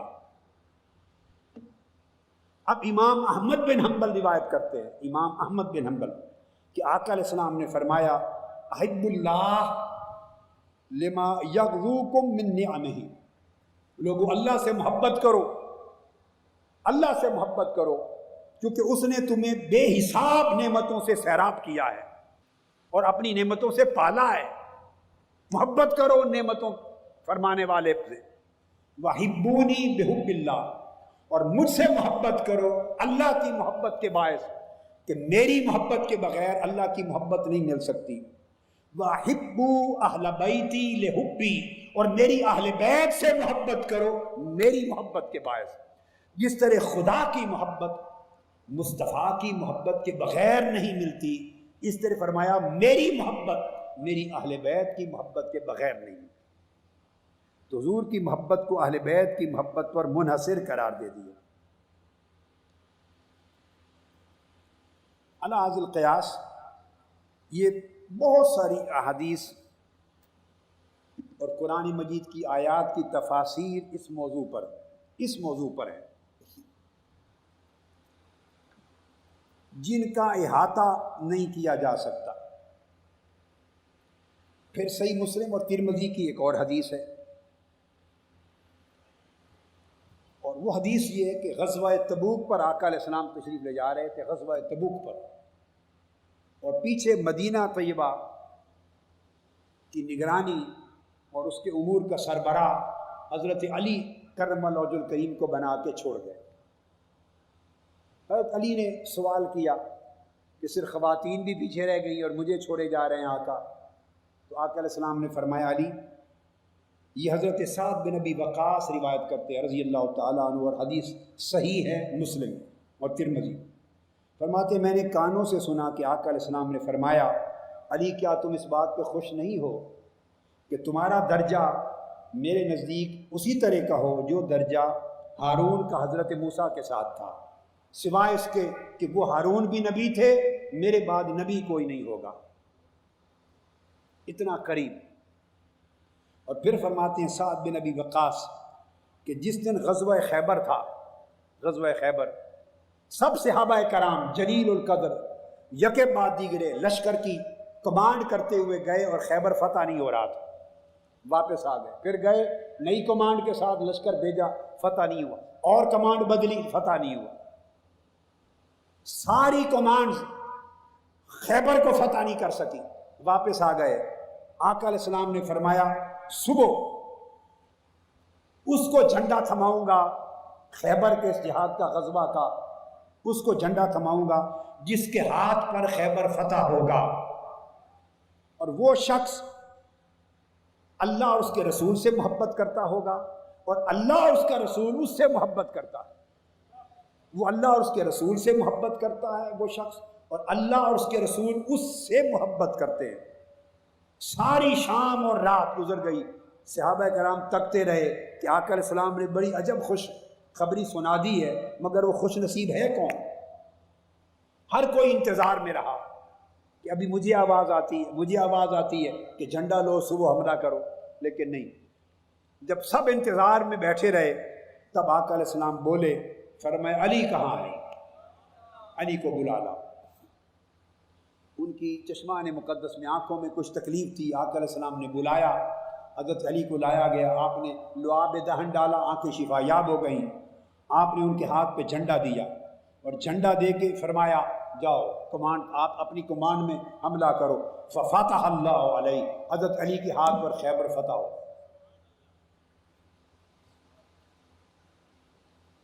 تو حضرت علی اللہ رسول کے محب بھی ہیں اور اللہ اس کے رسول کے محبوب بھی ہیں، تو ان سے محبت کرنا یہ تاجدار کائنات کی سنت ہے، آقا علیہ السلام کی سنت۔ اس وجہ سے آقا علیہ السلام نے فرمایا، 100 صحابہ نے یہ حدیث روایت کی، 100 صحابہ نے فرمایا من کنت مولاہ فعلی مولاہ، جس کا میں مولا ہوں اس کا علی مولا ہے، جو مجھے محبوب رکھتا ہے اس پر واجب علی کو محبوب رکھے، جو میری مدد کا طالب ہے وہ علی کی مدد کا طالب ہو، جو میرا ساتھی ہے وہ علی کا ساتھی بنے، جو مجھ پر اعتماد کرتا ہے وہ علی پر اعتماد کرے۔ یہ حدیث حسن صحیح ہے، آقا علیہ الصلوۃ والسلام نے کس طرح حکم دیا۔ پھر آقا علیہ السلام نے بڑی عجیب ایک بات فرمائی آپ کے لیے، اور بات یہ فرمائی کہ آپ نے فرمایا انا مدینۃ العلم وعلی بابها، انا مدینۃ العلم۔ اب وقت ختم ہو رہا ہے، بہت ساری چیزیں میرے ذہن میں تھیں کہ آپ کے مناقب میں یکے بعد دیگرے بہت کچھ بیان کروں گا، مگر اسی ایک ہی حدیث اور اس کے بیان پر گفتگو ختم کروں گا اب، اور یہ بڑی اہم ہے، بڑے اس کے نادر پہلو ہیں، چھوٹے پہلو ہیں اس کے اندر۔ آقا علیہ السلام نے فرمایا انا مدینۃ العلم وعلی بابها۔ اس حدیث کو امام ترمذی نے روایت کیا، سیدنا علی شیر خدا نے خود اس کو روایت کیا، عبداللہ ابن عباس نے روایت کیا، حضرت جابر بن عبداللہ نے روایت کیا، امام ترمذی نے روایت کیا، امام حاکم نے مستدرک میں اس کو تخریج کیا، امام ابو نعیم نے المعرفہ میں، اور علی ذی القیاس پھر بہت ساری کتب حدیث میں، کہ میں مدینۃ العلم، علم کا شہر ہوں اور علی اس کا دروازہ ہے۔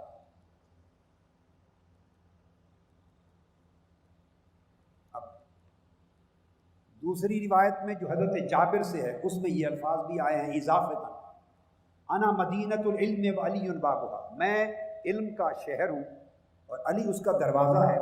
فمن اراد العلم فلیأت الباب، آقا علیہ السلام کی حدیث کے یہ الفاظ بھی آئے ہیں امام حاکم کی روایت میں حضرت جابر بن عبداللہ سے، کہ آقا نے فرمایا اب جسے شہر میں آنا ہو، علم کے شہر میں، وہ دروازے سے آئے، یعنی دیواریں نہ پھلانگے، وہ پراپر چینل سے آئے، یعنی علم مصطفیٰ کی خیرات، علم اور معرفت مصطفیٰ کی خیرات لینے کے لیے پراپر چینل، اپنے شہر علم کا دروازہ علی مرتضیٰ کو بنا کر ان کو proper channel, official channel declare کر دیا۔ یہ وجہ ہے کہ اب کوئی ولی، ولایت رتبہ علم باطنی ہے، رتبہ معرفت باطن ہے، رتبہ معرفت الہیہ ہے، سو کوئی ولی اب ولایت نہیں پا سکتا باب علی سے داخل ہوئے بغیر۔ یہی الفاظ اضافی امام طبرانی نے معجم کبیر میں، اسی کو امام ابن جریر نے اپنی تہذیب میں بھی روایت کیا، فمن اراد المدینۃ فلیأتها من بابها، جسے میرے علم کے شہر میں آنا ہو وہ اس کے دروازے سے ہی ہو کر آئے، یعنی اب علی سے کنارہ کش ہو کر، علی سے دامن بچا کر کوئی میرے شہر علم میں نہیں آ سکتا۔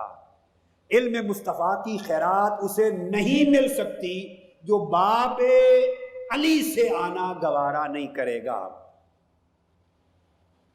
اور امام ابو الحسن الحربی نے امالی میں یہ الفاظ روایت کیے، انا مدینۃ العلم وانت بابها یا علی وکذب من زعم انه يدخلها من غیر بابها۔ فرمایا اے علی، میں علم کا دروازہ ہوں اور تو میرے علم کا شہر ہوں اور تو میرے شہر علم کا دروازہ ہے، اور فرمایا اے علی اس شخص نے جھوٹ بولا جو یہ گمان کرے کہ میں تیرے دروازے کے بغیر علم مصطفیٰ کے شہر میں آ سکتا ہوں. یہ آقا علیہ السلام نے خود فرمایا. اس نے جھوٹ بولا جس نے یہ گمان کیا کہ میں باب علی میں سے گزرے بغیر علم مصطفیٰ کے شہر میں داخل ہو جاؤں گا. فرمایا ایسا نہیں ہوگا، یہ خیرات تیرے ذریعے ہی بانٹوں گا. اسی طرح پھر ایک اور روایت آئی حدیث میں، وہ بھی امام ترمذی نے روایت کی اور امام ابو نعیم نے اور ابن جریر نے، اور کہا یہ خبر ہمارے نزدیک صحیح ہے، یہ روایت حدیث صحیح. فرمایا اور مرفوع ہے انا دار الحکمت وعلی بابھا، میں حکمت کا گھر ہوں، اور ایک حدیث میں ہے میں حکمت کا شہر ہوں اور علی اس کا دروازہ ہے. علم کا شہر بھی فرمایا، حکمت کا شہر بھی فرمایا. اور امام دیلمی نے مسند الفردوس میں روایت کیا حضرت ابو ذر غفاری سے، اور یہ حدیث مرفوع ہے. آقا علیہ السلام نے فرمایا علی باب علمی ومبین لامتی ما ارسلت به من بعدی حبه ایمان وبغضه نفاق والنظر الیہ رافت. آقا علیہ السلام نے فرمایا علی میرے علم کا دروازہ ہے، اور جو میں لے کر دین آیا ہوں اس دین کی شرح کرنے والا علی ہے، اور اس سے محبت کرنا ایمان ہے، اور اس سے بغض رکھنا منافقت ہے، اور اس کی طرف دیکھنا دلوں کو نرمی اور رافت عطا کرتا ہے. یہ سب آقا علیہ السلام کی حدیث کا مضمون ہے. اور حضرت ابو عمر الاستیاب میں لکھتے ہیں، روایت کرتے ہیں عبداللہ ابن عباس رضی اللہ تعالیٰ عنہ سے، یہ جو شان عطا کی کہ حضرت علی کو آقا علیہ السلام نے اپنے شہر علم کا دروازہ بنایا اور اپنے شہر حکمت کا دروازہ بنایا، اس پر حضرت ابو عمر الاستیاب میں روایت کرتے ہیں کہ عبداللہ ابن عباس رضی اللہ تعالیٰ عنہ نے فرمایا، ارشاد فرمایا کہ اللہ رب العزت نے حضور علیہ السلام کے علم کے 10 حصے کیے، علم مصطفیٰ کے 10 حصے کیے، اور 10 حصوں میں سے 9 حصے صرف علی مرتضیٰ کو عطا کیے. علم مصطفیٰ کے 9 حصے علی شیر خدا کو ملے، ایک حصے کو سب میں تقسیم کیا. علم اور معرفت میں یہ نمایاں شان ہے آپ کی. علم اور معرفت میں 9 حصے علم کے تنہا علی شیر خدا کے قلب عطر کے برتن میں ڈالیں. یہ عبداللہ ابن عباس رضی اللہ تعالیٰ عنہ اس کو بیان کرتے ہیں. اب یہی عبداللہ ابن عباس کی جو روایت امام ابن عبد البر کی بتا دی الاستیاب میں، الفاظ یہ ہیں واللہ لقد اعطی علی بن ابی طالب 19 العلم ایم اللہ لقد شارککم فی العشر العاشر. فرمایا خدا کی قسم رسول پاک صلی اللہ علیہ وسلم کے علم کے 9 حصے صرف علی مرتضیٰ کو عطا ہوئے، اور اے سب لوگوں جو بقایا 10واں حصہ بچا اس میں تم سب کو شریک کیا گیا. اور روز بہان بقلی شیرازی بیان کرتے ہیں، امام شیرازی روز بہان بقلی، کہ عبداللہ ابن عباس نے بیان کیا رضی اللہ تعالیٰ عنہ نے، وہ صحابہ کرام میں سب سے بڑے مفسر قرآن ہیں. بولیے کیا؟ صحابہ کرام میں سب سے بڑے مفسر قرآن کون ہیں؟ حضرت عبداللہ ابن عباس. یہاں ایک لطیف بات کہتا ہوں، اس پر توجہ اور دھیان بہت سے لوگوں کا زندگی میں نہیں گیا، بہت لوگوں کا یہ توجہ طلب نکتہ ہے. اتنے بڑے مفسر قرآن ہیں کہ ان کو حبر هذه الامہ کہا گیا، یہ لقب دیا گیا. حضرت عبداللہ بن عمر رضی اللہ تعالیٰ عنہ روایت کرتے ہیں کہ رسول پاک صلی اللہ علیہ وسلم نے لقب دیا کہ میری امت کا سب سے بڑا قرآن کا عالم عبداللہ بن عباس. ایک بڑی خاص چیز سمجھانے لگا ہوں، اس پورے مضمون کو توجہ سے سنیں، اس پر ختم کرنا ہے. ایک خاص نکتہ ہے. آقا علیہ السلام نے فرمایا ان حبر هذه الامہ نہ عبداللہ ابن عباس، میری امت کا عظیم عالم اور قرآن کا سب سے بڑا مفسر عبداللہ ابن عباس۔ اور حضرت عبداللہ ابن مسعود بیان کرتے ہیں صحابی، نعم ترجمان القرآن ابن عباس، کہ سب سے بڑا قرآن کا ترجمان عبداللہ ابن عباس۔ یہ عبداللہ ابن عباس کی شان ہے۔ آپ سوچیں گے کہ موضوع تو سیدنا علی اور مرتضیٰ کا تھا، یہ بات کہاں سے آ گئی؟ نہیں، یہ بے جوڑ نہیں ہے، یہ مربوط ہے مضمون سے۔ اب آپ نے سن لی کہ عبداللہ ابن عباس صحابہ کرام میں سب سے بڑے مفسر قرآن، ترجمان القرآن اور امت کے سب سے بڑے عالم ربانی ہیں قرآن مجید کے۔ اب یہ بات سمجھنے والی ہے، جن کو حبر و حاضر امہ کہا جا رہا ہے، جن کو ترجمان القرآن کہا جا رہا ہے، آپ کو معلوم ہے جب حضور علیہ الصلوۃ والسلام کا وصال ہوا تو عبداللہ ابن عباس رضی اللہ تعالیٰ عنہ کی عمر کیا تھی؟ معلوم ہے 13 برس۔ اب جس امت میں سیدنا صدیق اکبر بھی بیٹھے ہیں، فاروق اعظم بھی ہیں، سیدنا عثمان غنی بھی ہیں، اور صحابہ کرام ہیں، صحابہ کرام کی اس جماعت میں، اور یہ فرمان وصال کے وقت کا تو ہے نہیں۔ اب آپ اندازہ کر لیں، کیونکہ تاریخ کہیں رقم نہیں ہے کہ جب یہ فرمایا تو کس سن میں فرمایا۔ میں نے تو بتایا جب آقا علیہ السلام کا وصال مبارک ہوا تو عبداللہ ابن عباس کی عمر 13 برس تھی۔ اگر یہ بات 2 برس پہلے فرمائی تھی تو گویا 11 برس عمر تھی جب فرمایا۔ اگر 3 برس پہلے فرمائی تھی تو 10 سال عمر تھی، 10 سال جب فرمایا، اور اگر 4 سال وصال سے پہلے فرمایا تھا تو 9 سال کی عمر میں تھی، اور اگر وصال سے چند روز قبل بھی فرمایا تو 13 برس عمر تھی۔ اب 13 برس، 12 برس، 11 برس، 10 برس، 9 برس کی عمر کا ایک معصوم بچہ، اس کو جلیل اور قدر صحابہ کی موجودگی میں آقا علیہ السلام ترجمان القرآن کا ٹائٹل دیں یا حبر و حاضر امہ کا ٹائٹل دیں تو بات سمجھ میں آتی ہے۔ اس وقت تو تفسیری بیان نہیں کرتے تھے، اس وقت تو ابھی وہ حلقہ تفسیر قرآن تو بنایا نہیں تھا، وہ تو آقا کے وصال کے بعد بنے حلقے۔ مسجد نبوی میں، مکہ معظمہ میں، ادھر ابو ہریرہ بیٹھے ہیں، حلقہ درس حدیث ہو رہا ہے، عبداللہ ابن عباس بیٹھے ہیں، حلقہ درس قرآن ہو رہا ہے۔ یہ سب کچھ تو بعد میں ہوا، ابھی تو وہ بچے تھے، بالغ بھی نہیں تھے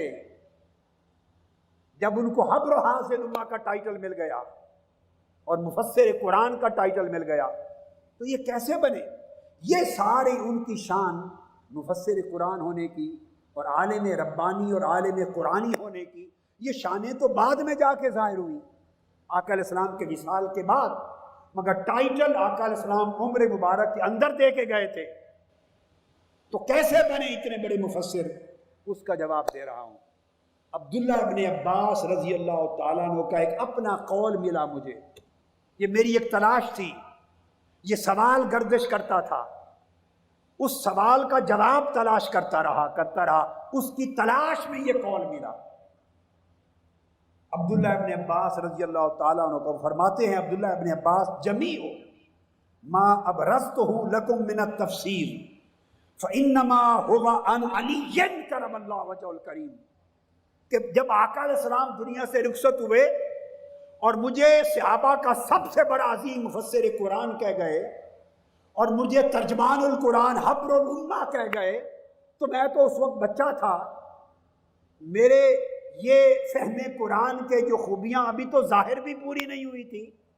اب فرمایا اے تابعین، یہ جو کچھ مجھ سے سنتے ہو قرآن کی تفسیر میں، قرآن کی معرفت میں، قرآن کے علم اور فہم میں، قرآن کے معانی میں، قرآن کے اسرار میں، قرآن کے رموز میں، اور سن سن کر دنیا جو تصدیق کرتی ہے کہ آقا نے سچ فرمایا تھا، یہی ترجمان القرآن ہے۔ فرمایا آج سن لو، جو کچھ میں قرآن کے معنی اور معرفت میں بیان کرتا ہوں، خدا کی عزت کی قسم یہ سب کچھ وہ ہے جو میں نے علی مرتضیٰ سے سنا ہوا ہے۔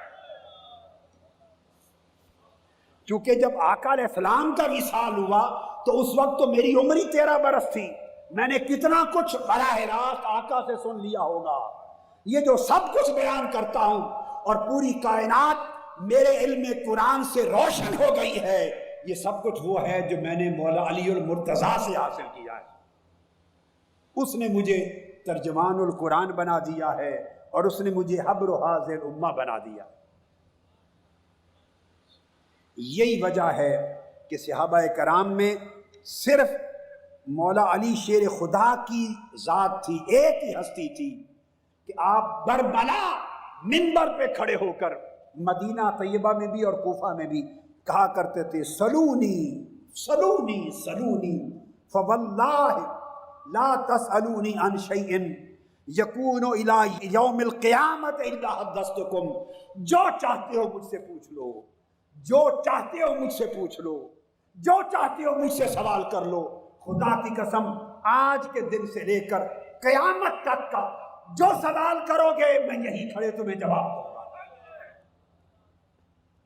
یہ امام، یہ حدیث پاک، یہ اثر امام عبد الرزاق نے اس کو روایت کیا اپنی مصنف میں، اور امام ابن عبد البر نے اس کو روایت کیا اپنے استیاب میں. یہ شان صرف مولا علی المرتضیٰ کی تھی. اور آپ فرماتے تھے دوسری روایت میں فواللہ لا تسألونی عن شیء الا اخبرتکم، خدا کی قسم جو چاہتے ہو مجھ سے پوچھ لو، جو پوچھو گے اس کی کہیں کھڑے خبر دے دوں گا، تمہیں اطلاع کر دوں گا. اور آپ سے حضرت سعید بن مسیب سے پوچھا گیا، جلیل القدر تابعی ہیں، عبداللہ ابن عباس کے شاگرد ہیں، اور امام احمد بن حنبل نے روایت کی یہ حدیث اپنی کتاب مناقب میں، مناقب صحابہ میں سعید بن مسیب سے، اور امام بغوی نے معجم میں فرمایا لم یکن احد یقول سلونی الا علی، کہ صحابہ کرام میں سے کوئی اور شخص، سعید بن مسیب کہہ رہے ہیں، نہ تھا، شاگرد ہیں عبداللہ ابن عباس کے، فرماتے ہیں صحابہ کرام میں سوائے علی مرتضیٰ کے کوئی اور شخص نہ تھا جو یہ جسارت کر سکے کہ جو چاہتے ہو مجھ سے پوچھ لو. یہ شان صرف مولا علی شیر خدا کی تھی کہ وہ کہتے تھے جو چاہتے ہو پوچھ لو. اور مولا علی المرتضیٰ نے فرمایا، آپ کا ارشاد امام غزالی نے الرسالہ اللدنیہ میں اس کو بیان کیا کہ مولا علی شیر خدا نے فرمایا اگر میرے لیے چٹائی بچھا دو، مصلی بچھا دو اور میں اس پہ بیٹھ جاؤں تو خدا کی قسم اہل تورات آئیں تو ان کے مقدمات کا فیصلہ تورات سے کروں، اہل انجیل آئیں ان کے مقدمات کا فیصلہ انجیل سے کروں، اہل قرآن آئیں ان کے امور کا فیصلہ قرآن سے کروں، اور اگر میں بسم اللہ الرحمن الرحیم کی با کی تفسیر لکھنا یا لکھوانا شروع کر دوں تو اتنا لکھوا دوں حرف با کی تفسیر میں کہ 70 اونٹوں پر لفظ حرف بے کی تفسیر چڑھی جائے. یہ مولا علی المرتضیٰ نے فرمایا 70 اونٹوں پر حرف با کی تفسیر کے کاغذ چڑھے جائیں. اس لیے مولا علی المرتضیٰ کو آقا علیہ السلام کے علم کا وارث بنا کر تجلی علمی کا بھی وارث بنایا، تجلی عینی کا بھی وارث بنایا، اور تجلی حقی کا بھی وارث بنایا. تجلی علمی سے علم الیقین کی منزل پہ پہنچایا، تجلی عینی سے عین الیقین کی عظمت پہ پہنچایا، اور تجلی حقی سے حق الیقین کی آخری منزل تک پہنچایا. اور دیکھیے 4 چیزیں ہیں دین حق میں، کتنی؟ 4: شریعت، طریقت، معرفت اور حقیقت. ان میں سے کوئی ایک دوسرے سے کم نہیں، کوئی ایک دوسرے سے بولیے کم تر نہیں. تو شریعت کا تاج، شریعت کا تاج وہ سیدنا فاروق اعظم کے سر پہ سجایا گیا. ان کو جو امور سونپے گئے، طریقت کا سہرا سیدنا عثمان غنی کے سر پہ سجایا، معرفت کا سہرا سیدنا صدیق اکبر کے سر انور پہ سجایا، اور حقیقت کا سہرا مولا علی مرتضیٰ کے سر پہ باندھا، ان کے سر پہ باندھا. اس لیے آپ کو جو شان عطا ہوئی وہ آپ فرمایا کرتے تھے. اور یہ بات جو میں نے پہلے بیان کی عبداللہ ابن عباس سے، یہ حضرت سفیان ثوری نے بھی بیان کیا. امام سفیان ثوری جس کو امام اصفہانی نے حلیت الاولیاء میں روایت کیا، سفیان ثوری رضی اللہ تعالیٰ عنہ نے حضرت منصور سے، انہوں نے حضرت ابراہیم النخعی سے، انہوں نے حضرت علقمہ سے، انہوں نے عبداللہ ابن مسعود سے رضی اللہ تعالیٰ عنہ، انہوں نے فرمایا قسمت الحکم عشرۃ اجزاء، کل علم اور حکمت 10 حصوں میں تقسیم کر دی گئی جو تاجدار کائنات نے عطا کی کائنات کو۔ فرمایا فأوتی علی 9 اجزاء، علم اور حکمت کے 10 اجزاء میں سے 9 اجزاء علی شیر خدا کو عطا ہوئے، والناس جزءا واحدا، باقی سب لوگوں کو ایک جز عطا کیا گیا۔ یہ سفیان ثوری کی روایت سے میں نے حلیۃ الاولیاء کا کوٹ کیا۔ مطلب بات کا یہ ہوا کہ مولا علی اور مرتضیٰ کا یہ وہ مقام اور یہ وہ درجہ ہے جس کی وجہ سے آپ نے سب سے زیادہ علم نبوی کو روایت کیا ہے۔ اب جس بات پہ آج کی گفتگو ختم کر رہا ہوں وہ بڑی عجیب ہے اور آپ پہلی بار سنیں گے، میں بھی پہلی بار اپنی زندگی میں کسی مجلس علم میں اپنی زبان سے کہہ رہا ہوں، زندگی میں پہلی بار۔ میں نے ابھی کئی سالوں میں محنت کی اور احادیث کے ذخائر کھنگالے اور یہ کام مکمل کر دیا۔ اب سوچ میں ہوں واپس جانے کے بعد کہ کس شکل میں کتاب کی کئی جلدیں بنے گی، کس شکل میں اس کو چھاپنا ہے، اس کا فیصلہ نہیں کیا۔ مگر جو بات عجب ہے علماء کے لیے، یہ وہ بات ہے کہ ہمارے ہاں 12 صدیوں کا جو ذخیرہ علم ہے اس تاریخ میں یہ بات بیان نہیں کی گئی۔ 12 صدیوں کا ذخیرہ علم میں یہ بات بیان نہیں کی گئی۔ کتابوں کے سمندروں میں غوطہ زنی کرتے کرتے کرتے سالوں کے بعد وہ براہ راست وہ چیز وہ نتیجے تک جا پہنچا جو بیان کر رہا ہوں آج، اور آج پہلی مرتبہ کر رہا ہوں کیونکہ اپنا مطالعہ تحقیق مکمل کر کے اپنے سفر سے پہلے آیا ہوں۔ احادیث صحابہ کرام نے روایت کی اور کتب حدیث میں، اصول الحدیث کی کتابوں میں، اسماء الرجال کی کتابوں میں، اصول الحدیث کی کتابوں میں یہ اعداد درج ہیں کہ کس صحابی نے کتنی احادیث روایت کی، کس نے کتنی روایت کی، کس نے کتنی۔ کئی صحابہ کثرت کے ساتھ حدیث نبوی روایت کرنے والے تھے۔ حدیث روایت کرنے کا مطلب ہے حضور کے علم کو روایت کرنا، حضور کے علم کو آگے پہنچانا۔ کئی صحابہ اوسط تھوڑی روایات کرتے تھے، کئی بہت تھوڑی روایت کرتے تھے، اپنا اپنا مزاج تھا۔ حضرت ابو ہریرہ رضی اللہ تعالیٰ عنہ 1200 سال کا اصول حدیث اور تاریخ حدیث کا ذخیرہ علم، 1200 سال جن پر ہم تکیہ کرتے ہیں، اس میں پوری زندگی جو کچھ پڑھا اور پڑھایا، جو کچھ پڑھا اس کے مطابق سب سے زیادہ احادیث علم نبوی کو روایت کرنے والے حضرت ابو ہریرہ رضی اللہ عنہ۔ انہوں نے 5374 احادیث روایت کی، 5000 سے زائد۔ اس کے بعد عبداللہ بن عمر رضی اللہ عنہ، انہوں نے 2630، 2630 یعنی 2500 سے زائد۔ پھر حضرت انس بن مالک، انہوں نے 2286 یعنی 2000 سے زائد۔ پھر حضرت عائشہ صدیقہ رضی اللہ تعالیٰ عنہ، انہوں نے 2210 احادیث مروی ہے کل کتب حدیث میں، سینکڑوں کتب حدیث میں، کل ذخیرہ حدیث میں جو مرویات ہیں وہ عدد بتا رہا ہوں۔ پھر حضرت عبداللہ ابن عباس، ان کی 1660 مرویات ہیں احادیث کی، یعنی 1500 سے زیادہ۔ پھر حضرت جابر بن عبداللہ، ان کی 1540۔ اس طرح کے عدد ہیں تھوڑے پلس مائنس کے ساتھ تاریخ حدیث اور اصول حدیث کی 1200 سال کی کتب کے کل ذخائر میں۔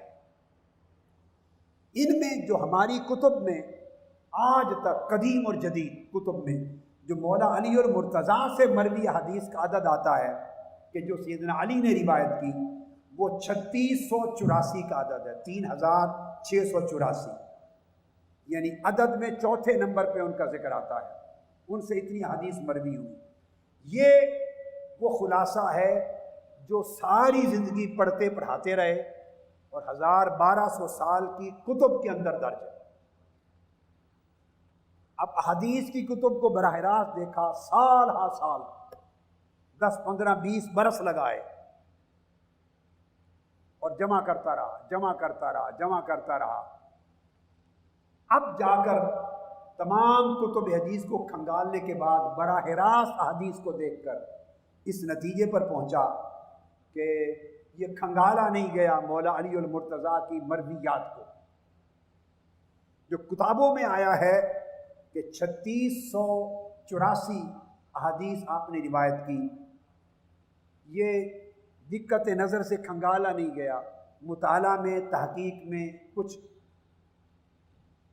مزید ضرورت تھی.